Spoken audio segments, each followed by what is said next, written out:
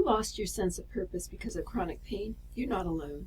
Many people feel their identity and meaning in life slip away when pain becomes their constant companion. Today, I'm going to share some practical strategies from the management phase of the AIM system that have helped countless individuals, including myself, rediscover purpose while living with persistent pain. This isn't about ignoring your limitations. It's about finding new paths forward that work for you. If you find this helpful, please like and subscribe to support the channel.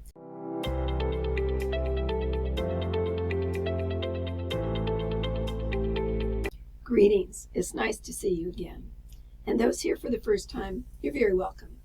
In our previous videos, we explored the affirmation and image components of our AIM system. Today, we're introducing the final component, management, putting purpose back into your life despite persistent pain. I know this journey intimately. In my book, Unwinding Pain, I share how the AIM system helped me regain purpose after a failed CRPS surgery left me with lifelong neural deficits. Through neuroplasticity and lifestyle medicine, I did overcome CRPS after a 30-year journey. The techniques I'm sharing today are the same ones that helped me rebuild my sense of purpose. The science backs this up too. Research consistently shows that people who maintain meaningful activities often report better pain outcomes and improved quality of life. When we engage in activities we find meaningful, our brain actually produces natural compounds that can help regulate pain perception. This isn't just distraction, it's your brain chemistry working for you. Let's start by exploring what I call contribution mapping, a way of reconnecting with your values despite your physical limitations. I'd like to tell you about Sasha, a 36-year-old former elementary school teacher now on disability due to fibromyalgia. She developed this approach after realizing she'd completely lost her sense of identity when she couldn't teach anymore. Fibromyalgia, as many of you know, causes widespread pain, fatigue, and those frustrating cognitive difficulties that can fluctuate unpredictably from day to day.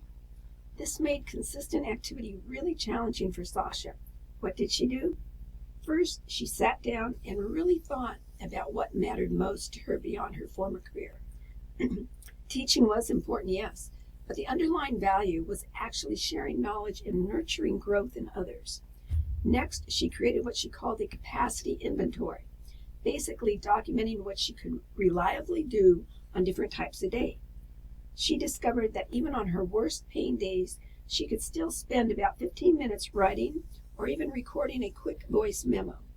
And finally, she connected these capacities to her values by starting a small blog sharing simplified teaching concepts for parents who are homeschooling their children. On Sasha's good days, she wrote original content. On the difficult days, she simply shared resources with brief comments. I love what Sasha said about this. I may not be in the classroom anymore, but I'm still teaching. My health challenge changed how I contribute, not whether I could contribute.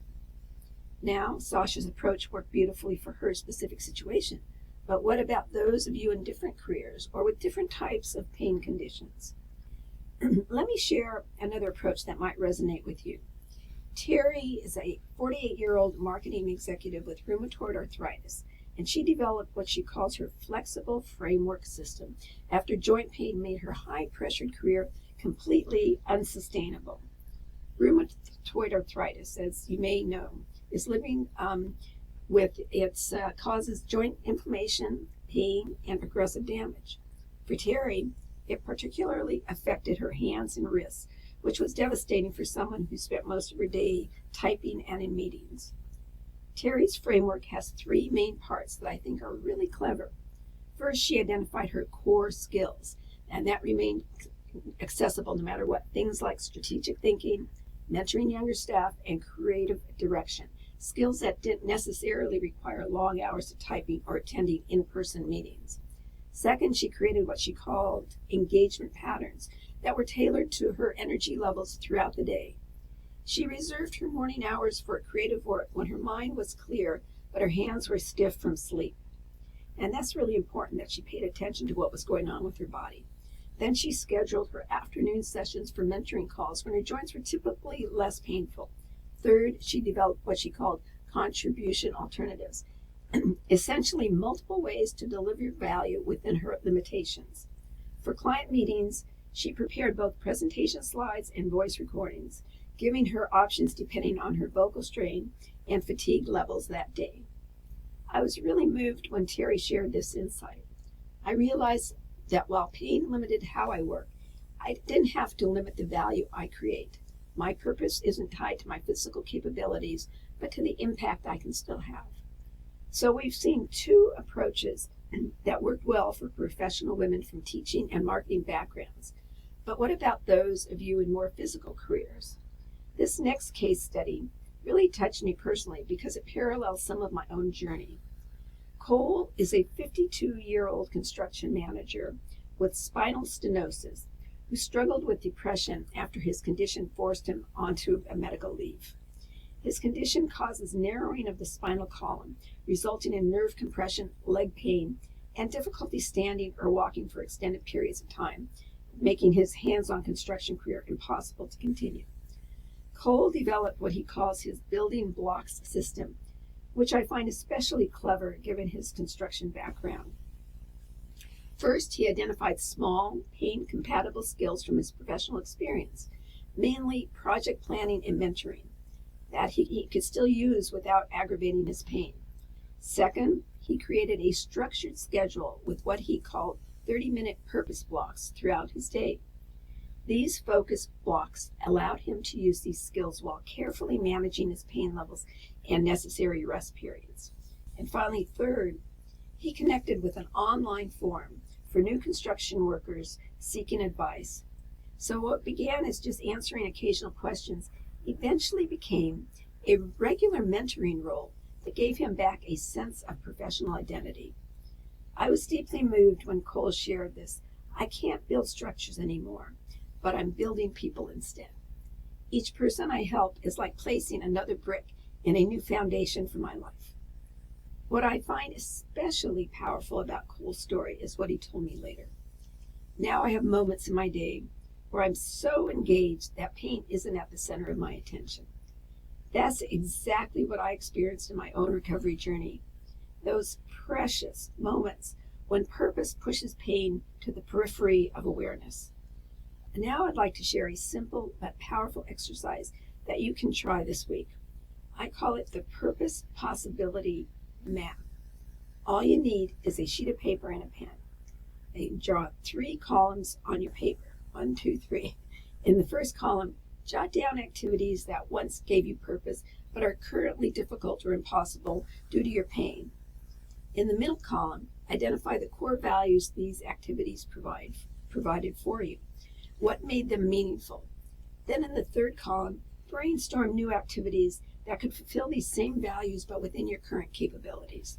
For example, if gardening provided you with creativity and a sense of nurturing life, but kneeling is now impossible, your alternative might be designing container gardens that you can work with while seated, or even perhaps you could be supervising a community garden project where others can do the physical labor. The key is to focus on the underlying purpose, not the specific activity itself. This simple shift in thinking takes you from focusing on what you've lost to discovering what's still possible in new forms. I want to emphasize that the management component of the AIM system is not about forcing yourself to stay busy despite pain. That's not helpful and can actually be harmful. It's about reconnecting what makes you find in your life meaning and also finding new pathways to purpose that work within your current reality. When I was at my lowest point with CRPS, finding even small moments of purpose was transformative for my recovery. It didn't eliminate my pain, but it gave me something beyond pain to focus on. I'd love to hear which of these strategies resonates most with you. Your insights might help others in our community who are on similar journeys. In our next video, we'll explore some advanced strategies in the management component, creating sustainable, purposeful systems that can grow with you throughout your pain recovery. So it's bye for now, and I'm wishing you a comfortable week.